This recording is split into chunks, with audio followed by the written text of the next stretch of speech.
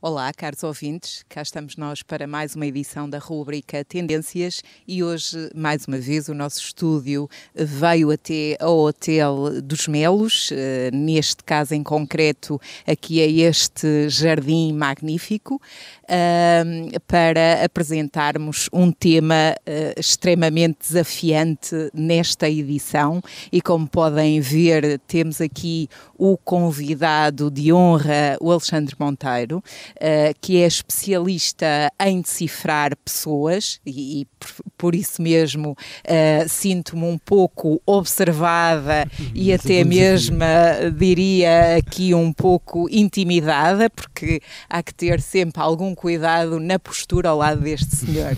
E portanto o Alexandre está aqui hoje connosco para abordar um tema de extrema pertinência que é a linguagem gestual.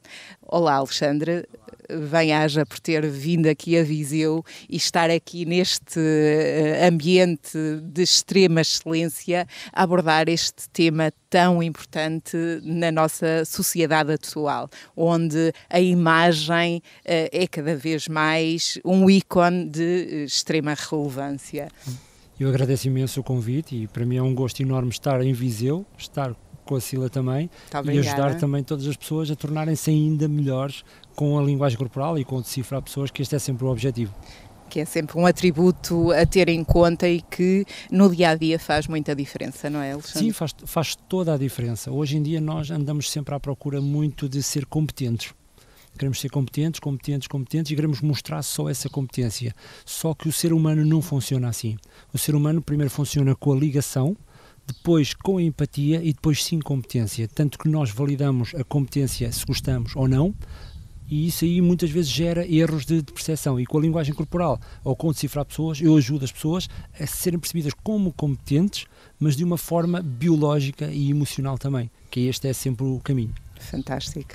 E mais uma vez, parabéns pela excelente área em que se especializou e que é notório a sua paixão que coloca nesta área e em todas as palestras que tem feito a nível nacional e também internacional e também que espelhou no seu livro que podemos aqui mostrar, Os Segredos que o Nosso Corpo Revela. Desde já aconselho a leitura deste livro porque é muito interessante e lá está, vai ao encontro destes atributos que o Alexandre acabou de revelar que de facto fazem toda a diferença no nosso dia-a-dia. Mas Alexandre, indo a um encontro do tema da linguagem gestual, o que é efetivamente esta área e o que é que revela? Esta área é a área de comunicação mais antiga que o ser humano tem, que é a forma de comunicar. Quando o nosso processo evolutivo, ainda não tínhamos o processo racional, comunicámos sempre de uma forma com gestos, com os movimentos e com expressões, é uma forma de comunicar. Isso está intrínseco em nós. E quem não sabe ler hoje em dia esta linguagem corporal vai perder muita informação, porque esta linguagem é muito inconsciente. E hoje no dia-a-dia, nos negócios, seja em relações familiares, seja em relações com amigos, se nós não sabemos interpretar esta linguagem, podemos ser enganados, podemos não comunicar da forma acertada, muitos problemas surgem porque nós entendemos mal as coisas, percebemos mal as coisas, e este processo, quando está demasiado intuitivo, gera demasiados erros, porque nós avaliamos as pessoas, lá está, não por uma forma racional, porque racionalmente saem as palavras. Agora, o processo não verbal é muito inconsciente, e como é inconsciente, nós não o controlamos, e não sabendo ler, vamos perder esta mensagem toda. E isto é muito simples.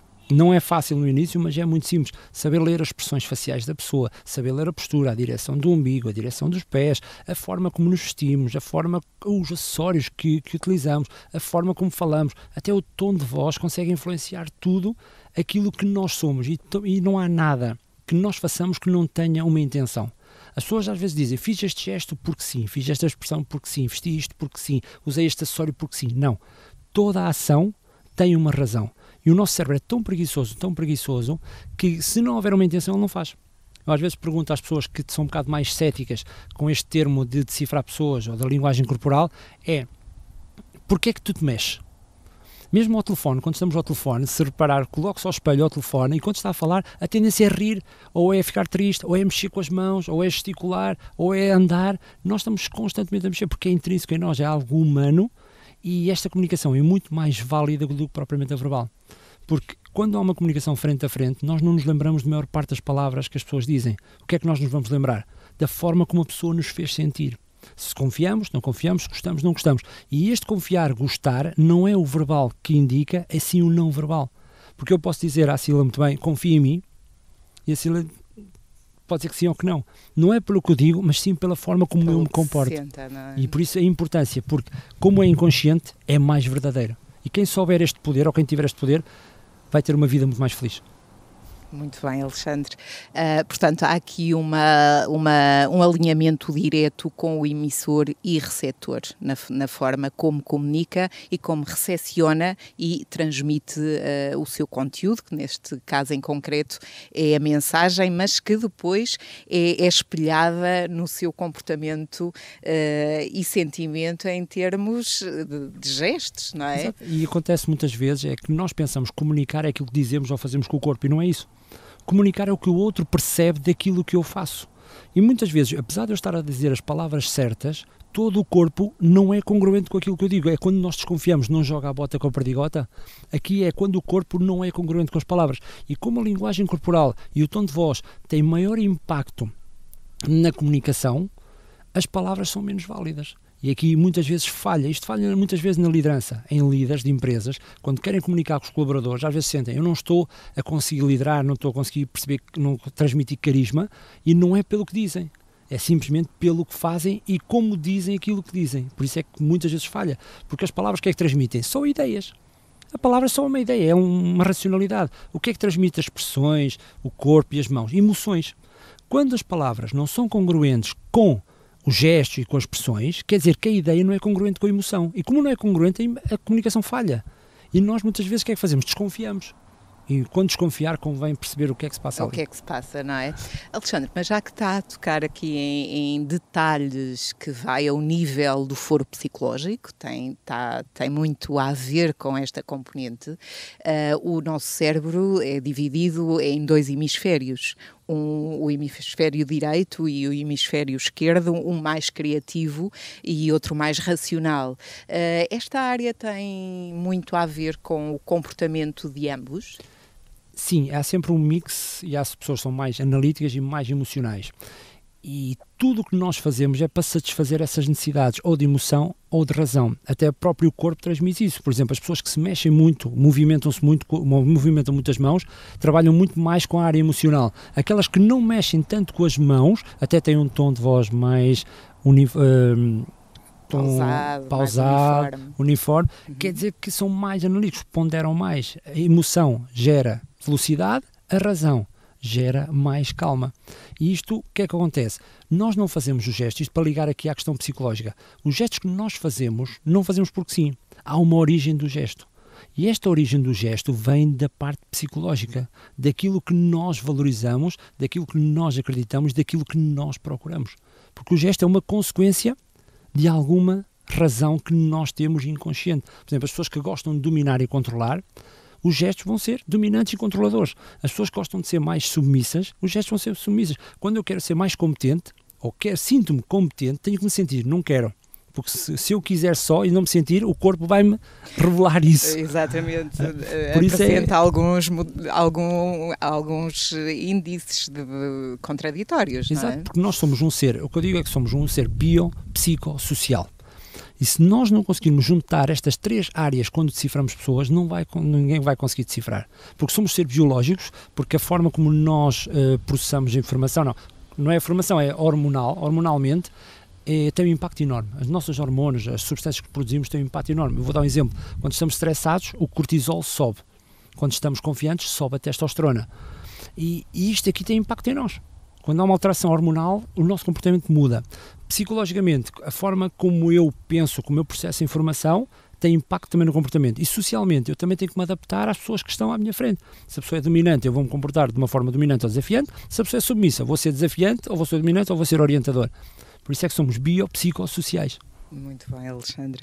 E já agora, Alexandre, o porquê de decifrar pessoas e por se ter especializado nesta área tão desafiante e comprometedora por vezes, não é? Daí eu iniciar a nossa rúbrica a dizer que sinto-me um pouco observada em todos os momentos ao seu lado, porque um especialista em decifrar pessoas está-nos constantemente a observar e a interpretar de uma forma detalhada e conclusiva. Primeiro é o que eu digo sempre, eu sei mais sobre as pessoas do que aquilo que elas sabem que eu sei, por isso é sempre um desafio e as pessoas até têm tendência a se mexer-se menos, mas não vale a pena porque eu consigo decifrar igual. E aqui a minha paixão vem de onde? De saber ler pensamentos. Quando era mais pequeno, eu tinha um fascínio por ler o pensamento do outro. Claro que isto é impossível, nós não conseguimos ler, pelo menos que eu tenho conhecimento, não conseguimos ler o pensamento, e o que eu tive mais aproximado foi ler os sinais, saber comportamentos, saber padrões de comportamento. Isto desde pequeno, só que em Portugal não havia nada onde eu me pudesse especializar. Então o que é que eu fiz? Vou tirar um curso de gestão, onde saio de lá completamente enganado e gestão não é a minha praia, porque eu pensei que era ligado com pessoas e tem a ver com números e isso para mim não. Então tive que ir buscar toda esta expertise fora, mas sempre com muita paixão. Primeiro sempre com muita paixão e depois esta paixão, não sei se me deu algo inato também, de ler pessoas, que já na universidade eu brincava com os meus colegas a dizer que eu conseguia prever o futuro, ou conseguia prever o que eles estavam a pensar, às vezes até a troco de uma cerveja, dizem, queres ler o meu futuro? Então olha, pagas uma cerveja e está tudo ok aqui naquela brincadeira, e sempre teve esta aptidão, vamos chamar assim. Com a formação ficou tudo muito mais, mas vem tudo da paixão por saber ler a pessoa, saber o que é que ela está a pensar, com o objetivo fundamental, ajudá-la.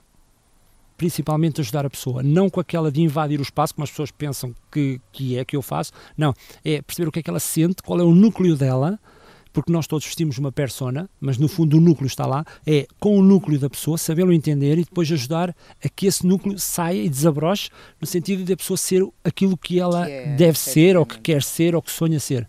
O objetivo é sempre este.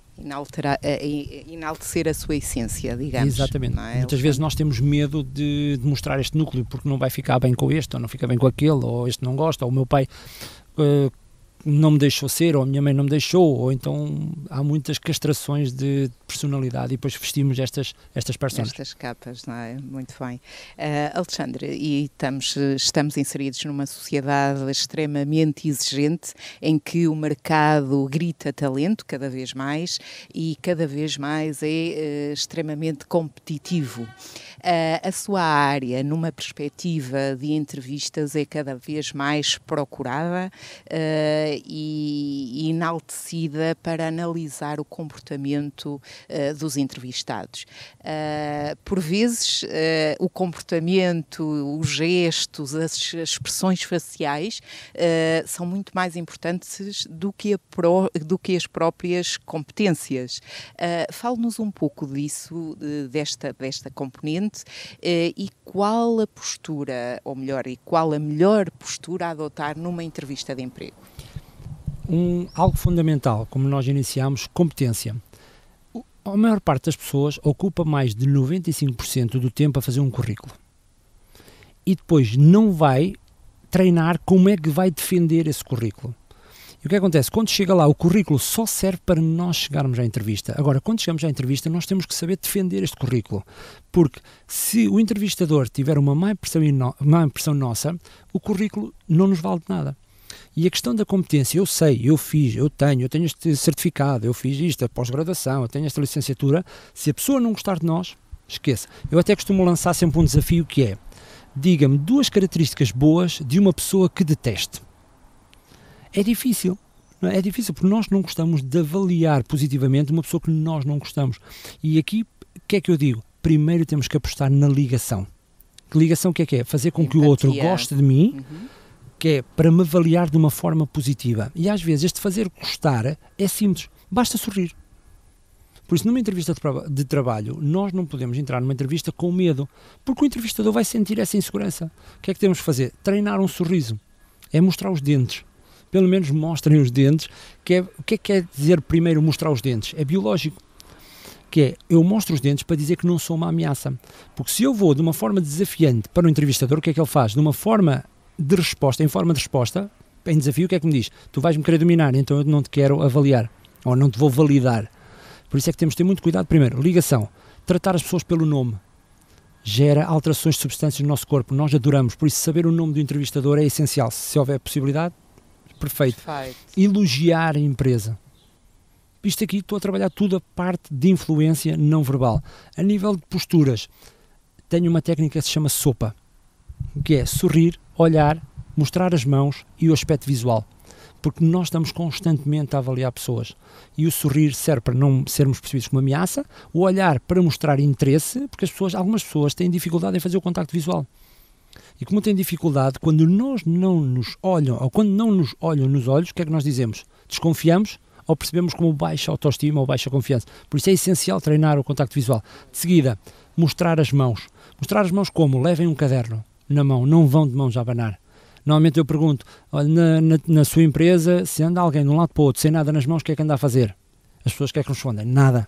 Até a pessoa pode trabalhar muito, andar a passear, a pessoa pode trabalhar muito, mas nós percebemos nada. Por isso, trazer um caderno na mão, não ir de mãos a abanar, levar um caderno, levar o currículo imprimido, também, ou impresso neste caso, que é para dar uma imagem de competência e de organização. E eu até defendo, devemos levar o nosso currículo em folhas ou mais pesadas ou em capas mais pesadas que o normal. Porque de uma forma inconsciente nós reconhecemos a diferença e sentimos ali qualquer coisa. Alguma estrutura. Exato. E depois, tudo o que é mais pesado parece mais caro. Se reparar, as marcas mais caras, os sacos são mais pesados que os normais. Porque parece que é peso. Nós associamos peso a algo mais caro. E depois o aspecto visual, como é que nós nos devemos vestir? Não há uma forma ideal de vestir. Há uma forma que temos que nos adaptar. Temos que perceber primeiro como é que a empresa se veste. Se a empresa se veste, se os colaboradores, se eu me estou a candidatar a diretor, como é que os diretores já se vestem naquela empresa? Se eu me estou a candidatar numa posição comercial, como é que se vestem os comerciais? Se eu estou a candidatar, seja o que for, percebam como é que essa empresa se veste. Conhecer um pouco da identidade. Exato, da porque isto própria também organização. é o processo evolutivo, que é quem é da minha tribo não é ameaça. Quem se veste diferente de mim não é da minha tribo, então vai ser uma ameaça. E nós, de uma forma inconsciente, o que é que percebemos? Vai comer a minha comida ou vai beber a minha água. Então por isso é que nós não gostamos de pessoas diferentes. Não é? Até falamos mal delas muitas vezes. Portanto, caros ouvintes, fiquem com esta ideia e dica fundamental do Alexandre Monteiro e recordem-se da sopa não enquanto alimento, mas como um atributo para o sucesso a nível de uma entrevista profissional e não só numa formação, num contexto de sala de aula, seja o que for. Portanto, julgo que será um atributo transversal a cada profissão em contexto de exposição, não é? Exato, mesmo em sala de aula, que disse há bocado, muitos professores, e eu trabalho com alguns, têm dificuldade em impor autoridade na sala. E depois o que é que tendem? A compensar com comportamentos de gritar, com comportamentos mais autoritários, e isso raramente funciona. E os professores, basta, por exemplo, se assumirem a posição central na sala, se falarem num tom mais baixo, se afastarem ligeiramente os pés, se olharem olhos nos olhos com o aluno, ele aí percebe uma autoridade e a tendência de se comportar menos bem já é menor. São coisas pequeninas e simples, porque isto é a dose mínima eficaz, que é fazer o menos possível com o maior impacto possível. Com o maior resultado. Exato, porque há pessoas que fazem muita coisa, mas depois o resultado é muito pouco. Menor. E, portanto, e as dicas que acabou de referir, elas são transversais para a educação de um filho, por exemplo? Sim, sim. Acontece a mesma coisa. Temos aqui sempre a posição domínio e submissão. Dominante não é aquele que é o autoritário e faz tudo o que quer e manda tudo, não. Dominante é aquele que assume a responsabilidade da interação e as escolhas, e o submisso é aquele que aceita a orientação do outro e assume que aquela pessoa o vai guiar e vai orientar. E na posição de pais e filhos acontece muito isto. Os filhos são extremamente espertos em dominar os pais. Como é que o fazem? Através da ligação, através do amor. Quando eles, eu vou dar um exemplo, quando um filho de uma forma muito engraçada se senta no nosso lugar, no sofá ou na mesa, que é o lugar da pai ou da mãe, normalmente, ele o que está a dizer, eu estou a ocupar a tua posição de domínio. E se nós pais achamos aquilo giro e deixamos lá ficar, o que é que eles dizem? Ok, eu agora já mando mais que o meu pai. Ou então, quando os jogos, acontece muitas vezes em famílias, nós deixamos o nosso filho ganhar sempre. Não devemos fazer isso. Porque o nosso filho, quando nos ganha sempre, o que é que ele sente? Eu sou melhor que o meu pai. Quando o meu pai ou a minha mãe me quiser orientar, me quiser ajudar, o que é que ele sente inconscientemente? Ele é mais fraco que eu. Então, se é mais fraco, já não me serve para orientar. Isto é estúpido racionalmente, mas inconscientemente é assim que funciona. Depois, quando eles chegam a uma idade adolescente, nós queremos ajudá-los, porque eles foram por caminhos menos bons, e eles o que é que dizem? Não aceito porque tu não és o dominante. Não depois reconheço o domínio. Não. É como um filho quando fala com um pai ou com uma mãe com as mãos na cintura, isto é desafiar a autoridade. Eu até vou dizer, há algo hoje em dia que acontece muitas vezes, que é perguntar aos filhos onde é que eles querem jantar. O que é que estamos a dar? O poder de decisão ao filho. O que temos de dar é o poder de escolha, quer dizer, queres jantar aqui ou aqui? Eu decido, mas tu escolhes aquilo que eu decido. São coisas muito simples para retirar a autoridade, mas continuar a dar amor. É isto que há muitas coisas que os filhos fazem, muitas. Um enrolar de olhos, por exemplo. Um filho, quando nos faz um enrolar de olhos, quer dizer que não está a aceitar a nossa opinião. Está a desvalorizar, até tem desprezo por essa opinião. E os filhos têm tendência a fazer isto. Porque é inato em nós, queremos dominar as pessoas. Como nós admiramos, queremos dominar, queremos ultrapassar, só que há alturas para tudo. Quando deixamos esta liberdade para eles dominarem e nós não nos apercebemos porque é muito engraçado, depois quando forem adolescentes, tudo é mais difícil, fazem mais birras, pedem mais, pronto, perdem a capacidade de ouvir que não é? Tanto que esta geração agora mais nova chama-se floco de neve, que é, não se pode dizer nada que eles entram logo em stress. Não digo que seja a maioria, que não, mas é uma teoria que anda agora muito em voga, esta geração de floco de neve. Muito bem. Alexandre, e agora indo repescar o tema da liderança, estas estratégias para os líderes são extremamente importantes no que diz respeito também a manter a empatia com os seus colaboradores. Quais são as estratégias mais importantes que o Alexandre revela a este nível? Um líder tem que dominar a linguagem não verbal. Para quê? Para ter o poder da antecipação. Quando fala com alguém, ele tem que estar em controle e perceber o que é que esta pessoa realmente está a sentir ou qual é a intenção dela. Para quê? Para depois poder ter o poder de antecipação para resolver a situação ou então otimizá-la. Primeiro, este é o poder da empatia. Segundo, tem que parecer e ser carismático. Porque se não parecer carismático sendo, tudo falha também, porque nós gostamos de seguir pessoas dominantes, não gostamos de seguir pessoas fracas. Isto tem a ver com a nossa evolução como ser humano. Nós temos uma dificuldade em olhar para pessoas doentes ou deficientes de uma forma biológica. É estúpido, mas temos. Depois, de uma forma racional, é que nós dizemos, ok, vou ajudar, ou vou fazer isto, ou vou ter pena, seja o que é que a pessoa possa sentir. Isto vem de onde? Vem de algo mais primitivo. Porque aquela pessoa que está doente ou deficiente ou não tem energia, vai prejudicar a tribo toda. E como vai prejudicar a tribo, o que é que faziam antigamente? Eliminavam ou anulavam. E com os animais acontece a mesma coisa. Quando o animal está ferido ou está doente, o que é que faz o restante retiram da tribo. Retiram da tribo. Assim, por isso, um líder sem energia, a primeira coisa que eu digo é, um líder tem que ter energia. Porque se não tiver energia, ele é logo percebido como mais fraco ou mais submisso. Tanto que o Obama descia e subia as escadas do Air Force One a correr. O Marcelo Rebelo de Sousa, o que é que faz? Vai tomar banhos às praias normais, vai trabalhar no hospital. Isto tudo são estratégias para parecer carismático e parecer mais forte. Depois, trabalhar a postura corporal, a forma como caminham, com calma, com serenidade. Eu até digo, deve-se desfilar, não se deve andar a correr, nem se deve andar muito quieto, mas devem desfilar. A forma como se vestem também é importantíssima, porque estão sempre a transmitir mensagens. E depois, falar num tom normal, baixo, ouvir muito, não interromper as pessoas, porque quem interrompe é percebido como mais autoritário. Depois ter a questão de falar com as mãos, é importantíssima a forma como nós falamos com as mãos, porque um líder carismático não pode falar muitas vezes com as palmas das mãos para cima, deve falar mais em discursos ou em palestras ou com os colaboradores com as palmas das mãos para baixo, para transmitir esta autoridade toda. Desde os pés, devem afastar os pés, não devem entrelaçar as pernas, não devem... São tantas coisas que me passam por a cabeça. Mas, Alexandre, isso quase carece de uma cábula constante com estes líderes e até mesmo connosco, não é? No nosso dia-a-dia. Ou são atos quase inatos da nossa forma de estar e de ser? Aqui a questão é, e há um erro normal nos especialistas, às vezes em linguagem não verbal, que é, isto dá para tudo e para toda a gente igual. Não dá. Eu tenho uma frase que eu digo, a linguagem não verbal é como a roupa, nem tudo nos fica bem. E eu, o que é que eu trabalho sempre? Eu não trabalho o que as pessoas não são. Se um líder se é mais autoritário, eu não posso pô-lo a ser mais empático. Tenho que trabalhar os sinais que o prejudicam, os sinais que o otimizam, de acordo à essência dele. E trabalhar muitas vezes na parte da origem os gestos que os prejudicam, porque um gesto que nos prejudica não é o gesto em si, é a origem do gesto, a crença, o que é que se passou na vida dele, trabalhar isso. Se um líder é mais racional, eu tenho que o pôr mais calmo, mais sereno, mas de acordo sempre à essência da pessoa, porque eu não quero que a pessoa perca a essência, porque as pessoas notam essa falsidade. Se a pessoa não vai de acordo à essência, se não trabalhamos a essência, isso aí a comunicação toda falha.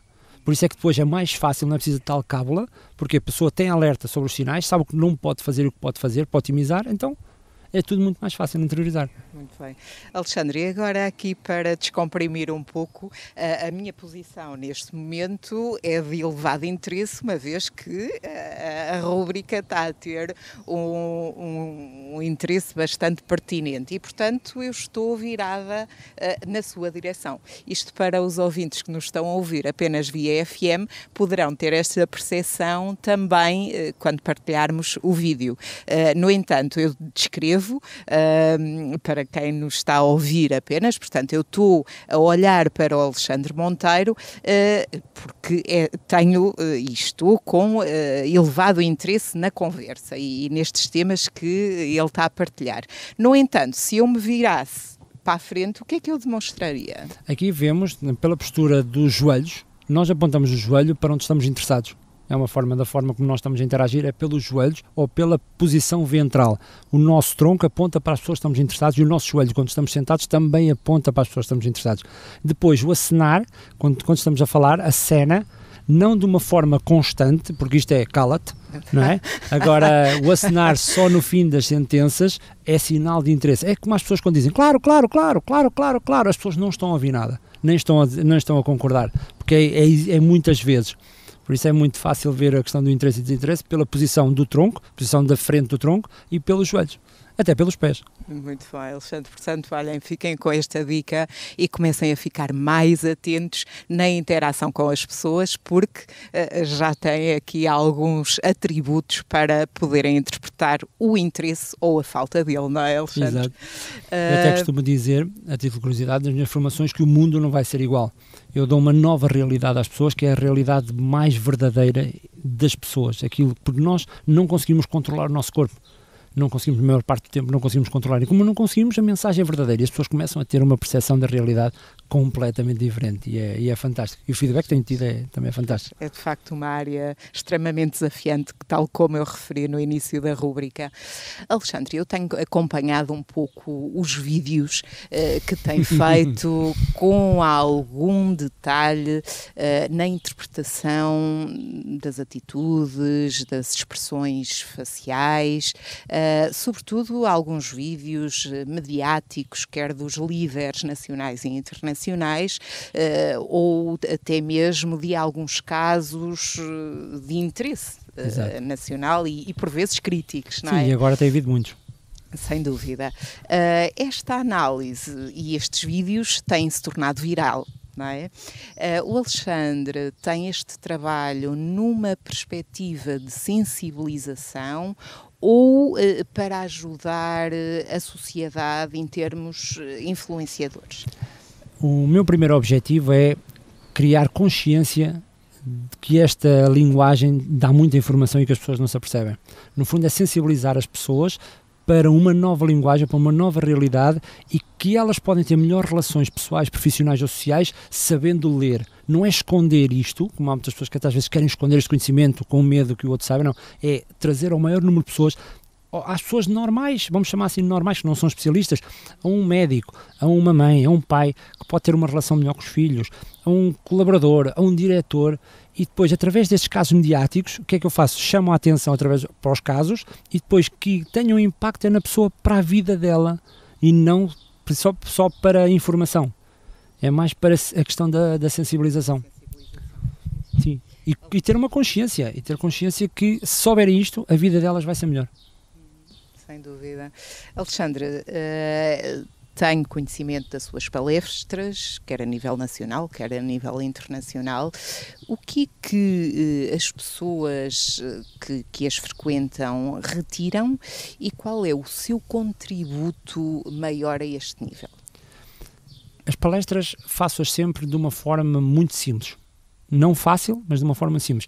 E não simplista, que é, vou usar aquilo que é mais útil para o dia-a-dia, retiro tudo aquilo que é muito académico, torno tudo muito simples para conseguirmos usar no dia-a-dia. E as pessoas é o que me dizem, que é, o que tu me dizes, o que tu partilhas, serve para eu falar com o meu filho, serve para falar com a minha filha, serve para ter uma relação pessoal muito melhor com o meu marido, com a minha mulher, consigo compreender porque é que as pessoas fazem o que fazem. Eu, como líder, consigo perceber quais são os colaboradores que me estão a desafiar ou não, quem é que me vai enganar, porque nós falamos da detecção da mentira, perceber se a pessoa está a enganar ou não, quando faz uma compra, quando faz uma venda, ou em situações, e as pessoas sentem que isto é muito simples.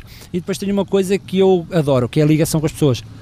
Adoro, e também uso muito o humor com situações do dia-a-dia da minha vida pessoal e de outros dos líderes também, e as pessoas criam aqui uma semelhança e uma empatia e acabam por assimilar, e um dia passa que as pessoas nem se apercebem, e eu também não, porque eu adoro muito o que faço. Mas a questão é, o que retiro mais é simplicidade, dose mínima eficaz, que é o menos possível, o máximo possível de resultados. Exato. Portanto, então o legado do Alexandre em termos sociais acabou de referir 3 atributos fundamentais, é a dose mínima e eficaz. Portanto, vejam aqui o legado do Alexandre a nível da sociedade, que é a dose mínima e eficaz, que são atributos fundamentais no nosso dia-a-dia.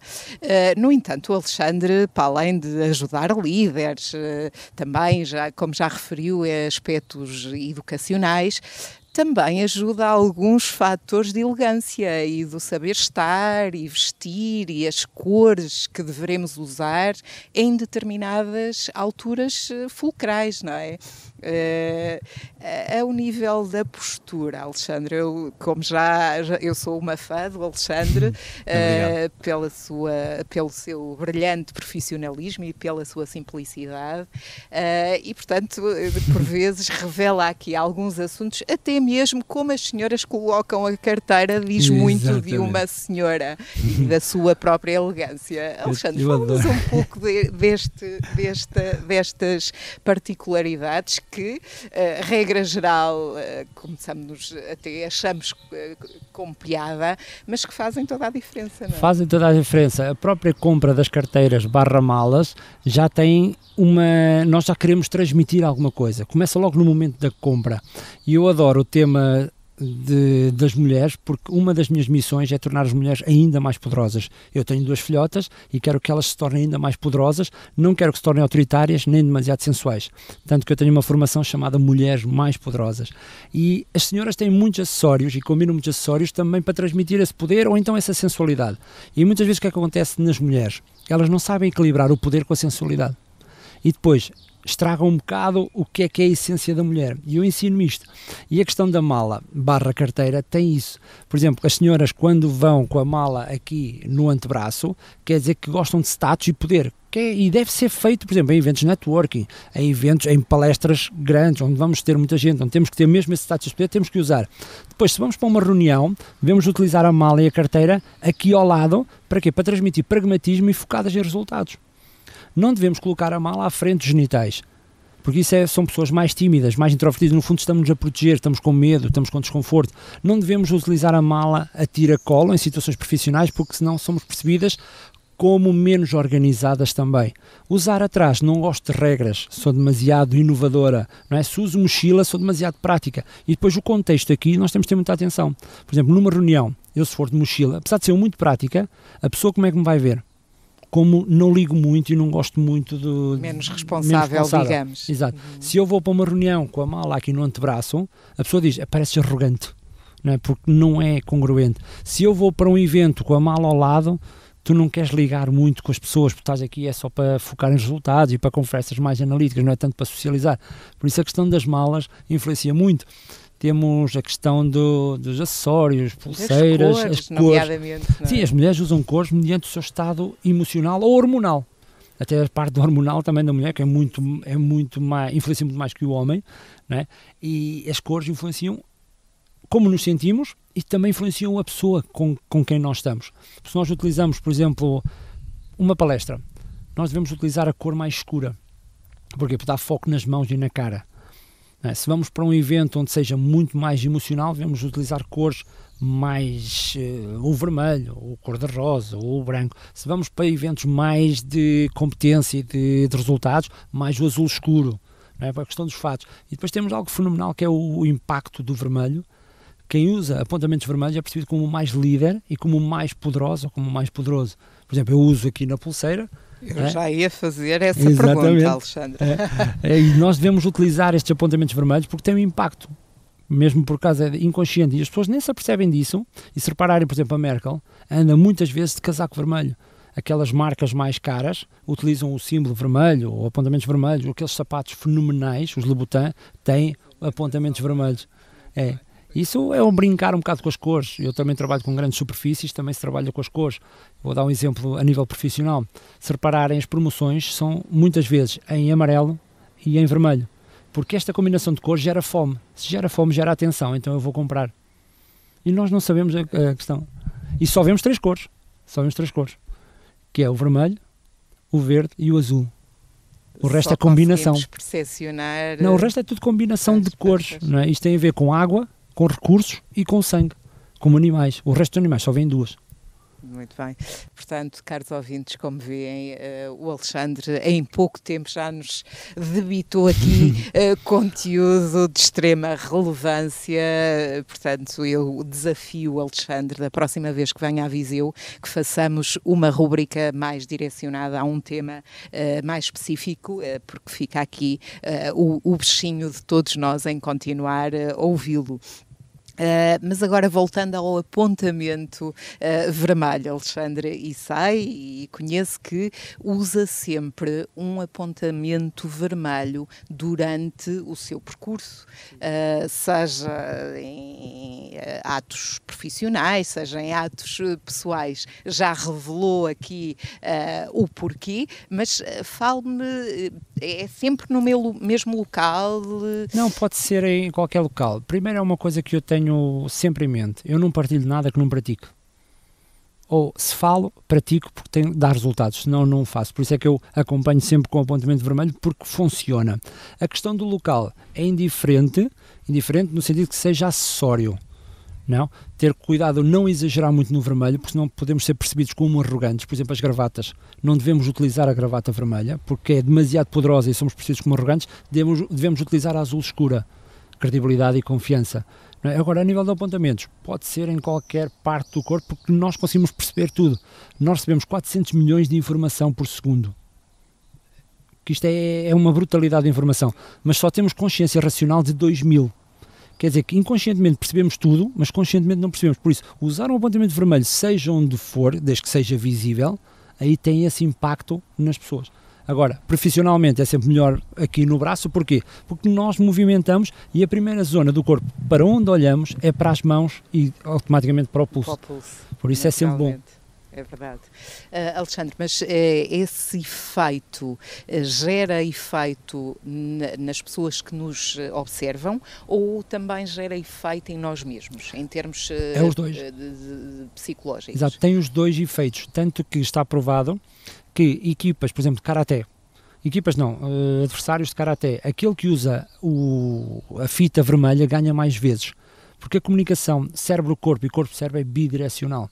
E quando nós nos sentimos bem, comportamos-nos bem, mas quando nos comportamos bem, também nos sentimos bem. Eu vou dar um exemplo para pais, mães, que os filhos às vezes choram. O filho faz uma birra, olha para baixo. Não é? Se nós dissemos, olha para cima, para as estrelas, ou seja, onde for, ele para de chorar. Quer dizer, quando nos comportamos como tal, pensamos da forma como nos comportamos e vice-versa. Muito bem. Uma dica do Alexandre para tirarem a birra às crianças, que é extremamente útil, não é? Em dados momentos dá imenso jeito. Alexandre, não podemos estar a aprender muito mais tempo, até porque tem uma viagem até Lisboa ainda para fazer. Diga-me, na sua opinião, e com o conhecimento alargado que tem integrado durante a sua carreira profissional, durante estes anos todos, qual é efetivamente a tendência ao nível da gestão corporal? A questão é, antigamente era competência. Eu tenho isto, eu sou competente. E hoje as pessoas aperceberam-se do quê? Negócios são pessoas, famílias são pessoas, amigos são pessoas, tudo é pessoas. Aquele que não sabe trabalhar com pessoas, que não sabe ler pessoas, não sabe influenciar pessoas, não sabe interpretar pessoas, vai ter tudo muito mais difícil. Por isso esta nova tendência de que primeiro eu tenho que saber trabalhar com as pessoas para que elas possam usufruir da minha competência. Temos o exemplo da Apple, não é? O Steve Jobs, o que é que fez? Primeiro soube o que é que as pessoas querem, deu-lhe aquilo que elas queriam e vendeu aquilo da forma como as pessoas queriam que vendesse. E quem não souber trabalhar pessoas, tudo é muito mais difícil. Daí a tendência. Primeiro pessoas e depois competências. É muito bem, Alexandre. E estava a ouvi-lo a falar com essa paixão que integra e, de facto, as pessoas e este olhar mais atento foi um pouco esquecido com o advento da internet e este paradigma digital que a nossa sociedade nos integrou. Mas, felizmente, estamos a chegar à conclusão e eu, como sabe, sou também especialista na área da digital, e estamos a chegar à conclusão, por algumas investigações, que efetivamente a informática e os componentes eletrónicos e tudo mais apenas são uma ferramenta, porque temos que nos direcionar e focar efetivamente nas pessoas. E faz toda a diferença. Exato, até no livro há uma coisa engraçada que também já aborda as redes sociais, porque as pessoas também pensam que colocam lá tudo sem querer, mas estão a dar muita informação para as pessoas.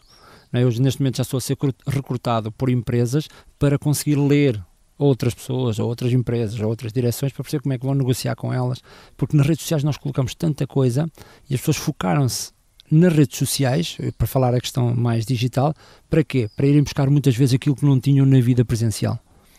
E por isso, quem souber dominar as duas, tanto a componente online e offline, tem um poder que... Fabuloso, sem dúvida, é aqui aliar o melhor dos dois mundos, não é? E tanto não que o Facebook funciona mesmo disso, funciona porque há pessoas, senão não funcionava. Sem dúvida.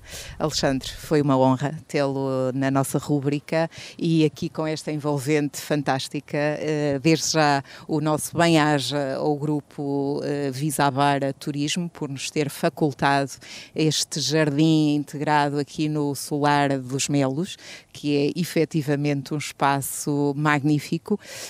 Bem-aja a todos os ouvintes por nos acompanharem todas as sextas e já sabem que temos sempre um tema a pensar nas vossas competências e nas vossas curiosidades também.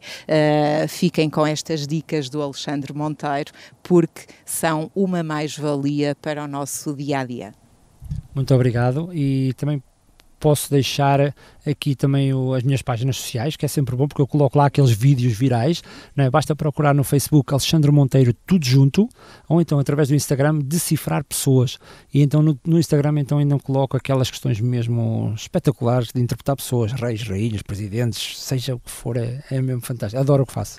Sim, parabéns pela área e parabéns também pela paixão que demonstra, Alexandre. E muito obrigado pelo convite, que é sempre para mim um gosto poder partilhar com mais pessoas a minha paixão. Obrigada a nós e bem-aja mais uma vez e até sexta.